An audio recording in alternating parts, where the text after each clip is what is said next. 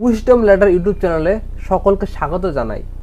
তোমাদের জন্য আরও একটি এসএসসি জিডির খুবই সুন্দর একটি প্রশ্ন নিয়ে চলে এলাম এবং এই প্রশ্নটি খুবই কম লোক পেরেছিল দ্রুত করতে। তো তাই তোমাদেরকে প্রশ্নটি করার চেষ্টা করার জন্য বলবো এবং উত্তরটি পরে মিলিয়ে নাও, না পারলে ভিডিওটি দেখো।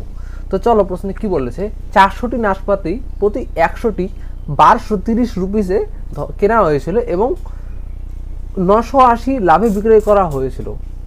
তাহলে প্রতি ডজন নাশপাতির বিক্রয় মূল্য বের করো। তো চলো এই কোশ্চেনটি সলভ করি। তো 400টি নাশপাতি কেনা হয়েছিল, তার মধ্যে 100টির দাম যদি 1230 হয়, তাহলে 400টির দাম কত হবে? 1230 ইন্টু 400 বাই 100, কাটাকাটি করি। 4 0 0, 3 4 12, 2 হাতের 1, 4 2 8 1 9, 4 1 4। এবং তাহলে এটি কত বেরোলো? এটি বেরোলো হলো কেনা দাম বেরোলো 400টি নাশপাতির কেনা দাম, এবং তারপর কি বলেছে, তারপরে 980 টাকা লাভে বিক্রি করা হয়েছে, মানে সবগুলির 980 টাকা লাভে। 980 প্লাস করে দিলাম, 8 2 10 9 1 9 18 19 9 হাতের 1, 4 1 5, 5900 টাকা লাভ টোটাল, মানে সেল করেছিল। টোটাল যে যত দাম ছিল এবং তার থেকে 980 টাকা যোগ করার পরে কত হয়? 5900 টাকা, মানে 980 টাকা লাভ নিয়ে টোটাল টাকাটা তার কাছে পেয়েছে। টোটাল টাকাটা পেয়েছে 5900 টাকা। তাহলে 1 ডজন নাশপাতির বিক্রয় মূল্য বের করতে বলছে।